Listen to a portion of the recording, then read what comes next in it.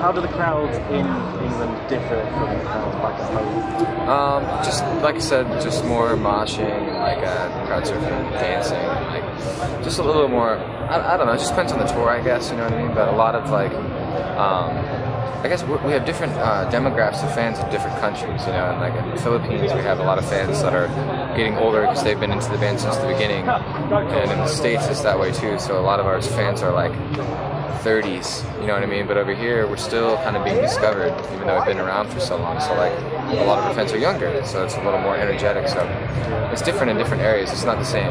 It's kind of interesting. Yeah, as you said, still people still discovering you here. I know, right? I know. Why do you think you're not as known in this country? What do I think? Maybe you'd like to. We're just kind of a weird band, man. Like, we don't do things normal. We don't go through a lot of press outlets. We don't do a lot of advertising. We don't do press releases. We don't do a lot of things that normal bands do with a label because we're independent and have been now for almost 4 years. So like, people are gonna find out how they're gonna find out. You know, that's the cool thing about the internet. So it's not really important to us to be like shoved in everybody's face all the time.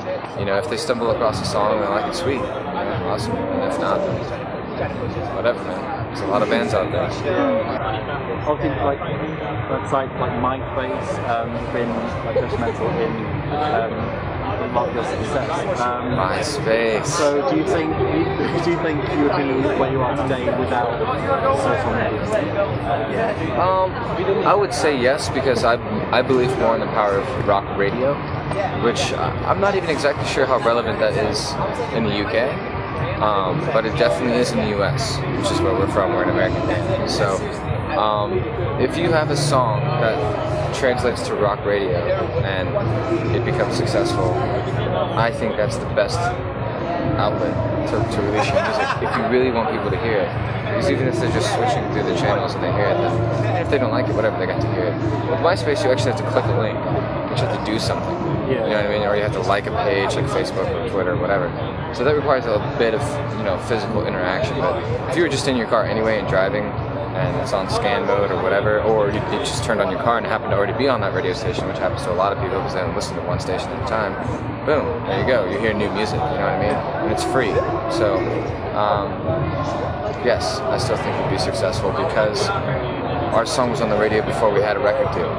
So it was inevitable, it was going to happen. Our songs, 3 of them were, so that's my answer. It's an exposure. Yeah, I mean, it was great, nothing wrong with MySpace at the time, Facebook now, whatever it'll be like 2 years from now, your book, whatever, you know what I mean, your space, whatever it's going to turn into. Of course you should use those things, cool like everybody else, but whatever, man, the music ultimately is what gets itself out there. Yeah. What is the weirdest thing a band has ever given you, like a gift? I get this question a lot, actually. Pretty much normal stuff, but one time this young lady who actually was really nice, and I met her mom too, I think, made voodoo dolls of the band.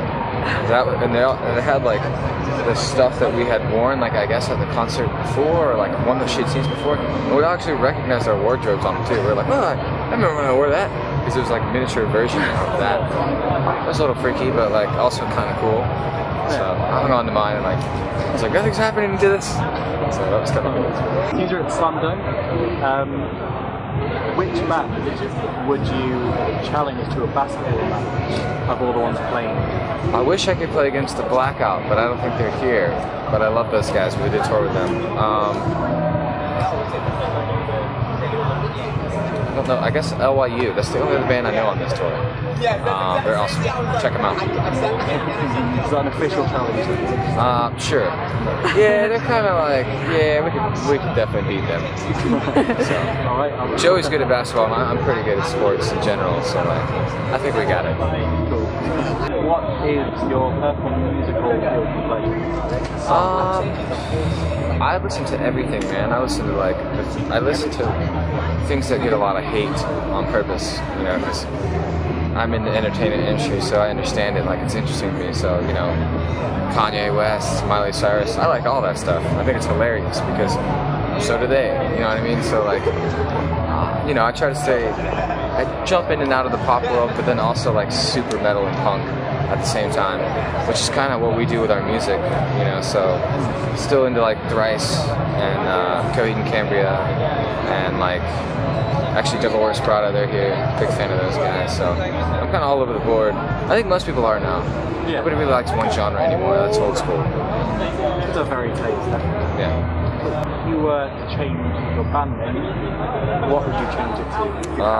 That's interesting. No one's ever asked me that. I wouldn't change it. So. You wouldn't change it? Well, if you had to change it? I would say no. This is my band's name. No changing. As a matter of fact, when we got signed, they did ask us to change the band, and we said no. Yes. Just brought that back into my brain after 9 years. So, interesting memory. So what inspired your band? At that time, we were all just young guys, and it was pretty much just me with an acoustic guitar on my couch, asking my friends to play, because I was in a different band. I played drums. Like my brother, who plays guitar now, was the singer, and I was the screamer, and it was like a metal band. It was called Dishonest. And it had this concept and everything. It was very like prog metal, kind of Dream Theater meets Tool meets Seven Dust type of metal. And yeah, and I played drums. And anyway, we went really deep into concept and everything, and like, you know, we did well, whatever. It was a cool band, we wrote awesome songs, and people dug it, but like, it never really launched. Yeah. So when I started messing around with a jumpsuit and just asking basically like my drinking buddies when we played Halo together, like, hey, I got this other thing going on, you want to play guitar? You know what I mean? Because all my friends are musicians. That's it. It was just kind of a joke, really. Still a joke, kind of. It's never really made it out of the joke phase. So it was just a less serious approach to music, you know, because we were so intense about concept and timing and musicality and like key changes and all this other stuff. And then I started writing these like kind of silly punk songs, and of course that's the band that made it. So whatever. So finally, what are your plans for the rest of the year? The rest of the year, our new album 4 comes out July 4th, which is cool because in the States that's a Freedom Day, you know, and so that's big to us. You know, you guys got your holidays, we got our holidays, and we're releasing it free for the first time ever. We're also releasing every song we've ever released for free via torrents, which is pretty cool. I've never seen anybody do that. So obviously it's already out there, and that's the point we're trying to make. Is like it's already out there. So we're just doing people a favor and dropping the link. You know what I mean? So check it out. 4 coming out July 4th.